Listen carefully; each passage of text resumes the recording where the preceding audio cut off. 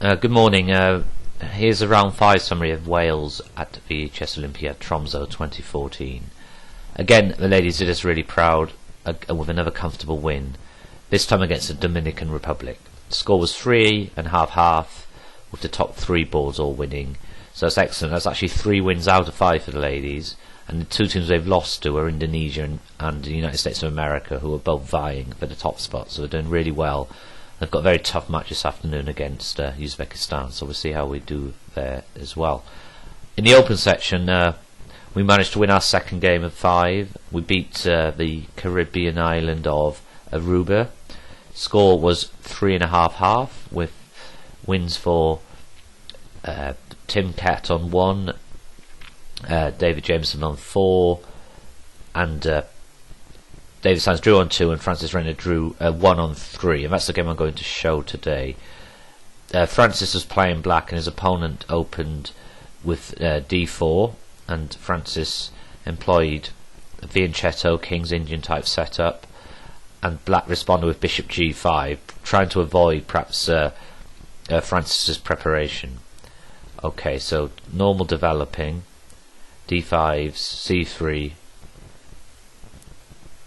Okay, so black's plan here is to play for e4 to help 3, e5 rather, to help 3 his position.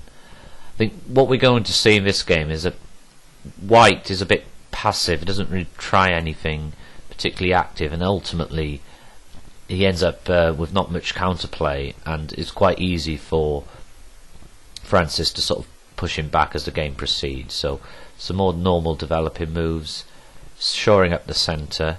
H3 probably designed to give a square for the bishop once it gets attacked, as we will see this soon. Okay, so opening up the position.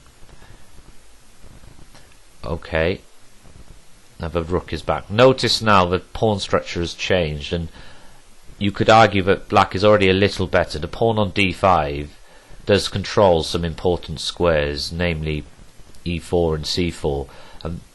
This will obviously give more chance for black to initiate an attack in the future. Okay, so let's continue. Queen b3, pressurizing b7, protecting b7 in some variations. Okay, queen comes back. So again, swapping off perhaps black's worst minor piece. Pawns on white squares in the centre, so it's quite good generally to swap off the bishop of the colour that your pawns are on. So rerouting of the knight. Knights probably can either come to e5 or c5, and perhaps even to e4. So it's not really, it didn't have much scope on f6. Notice it didn't really have any good squares it could go to. Okay, queen back. So at last, white tries to do something active by trying to push and get some space on the queen side. So normal development moves. Black prevents the pawn from going to a6, which would interfere with the queen side perhaps in some lines. So knight attacks the bishop, bishop retreats, queen attacks the pawn on c5, forcing the rook, well, not forcing, but white decides to defend this pawn with the rook on a1, queen retreats back, king goes to h1, h6. Okay, notice that white does not really have a plan here. It's just happy to prepare and prepared to wait and see what happens. Generally not a good idea against stronger opponents, because it just allows the opponent or the player to just gradually improve the position and on their choosing make the break, as we will see here. So Francis now decides to go active with f5 and instigate maybe an attack on the king, and perhaps in the future follow up with g5 and f4. So rook comes to defend across the 4th rank, queen helps prepare f4 in some lines, king across, queen to f6, bishop h4, inviting g5, which seems like a sensible move anyway. Bishop retreats, rook ready to double on the double rooks on the e file. Rook retreats again. Far too many passive moves by white in this game. So now we're prepared to go with f4.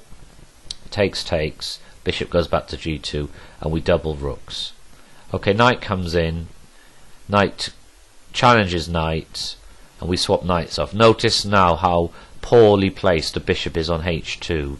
There's very little scope. This pawn wedge is blocking it here, and ultimately this will be the reason that white loses this game. This bishop just does not gain any activity until it's far too late. So again, white's idea is just to continue to exchange and hope that the ending will be drawn.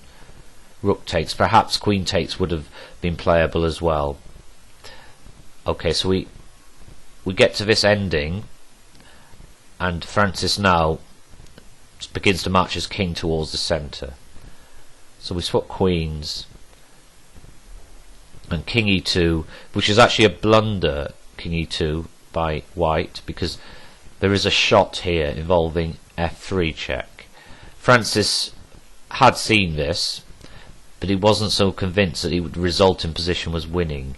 However, upon further analysis after the game, we decided it was pretty safe to play. So let's see how a sample line may have gone after f3 check. So the idea being, of course, that the king must take the pawn, and the bishop is on pre on h2. So king takes pawn, so we're a piece up.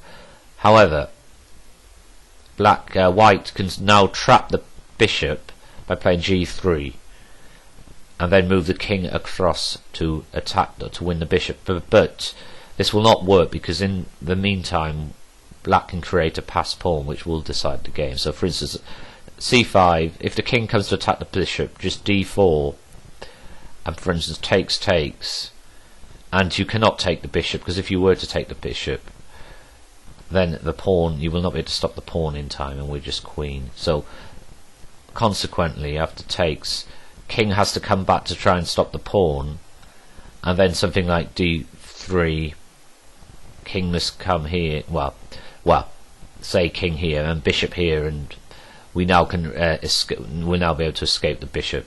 We'll be able to escape via taking on f2 or come back there, which is a simple win. Anyway, going back to the game, Francis instead played king, so he played king e6 instead.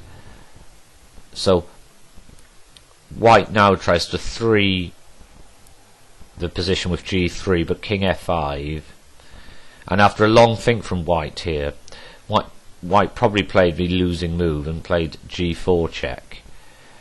This playing g4 check fixes the pawn structure on the king side, and it's very difficult now for this bishop to ever find a good square to get involved in the game.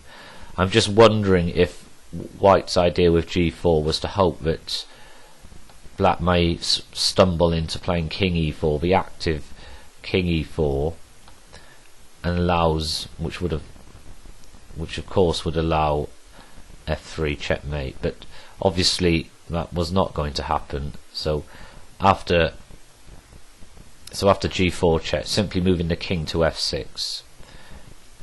Okay, so king active and c5 preventing, well, creating space and maybe giving a route for the king to come over onto the queen side. f3.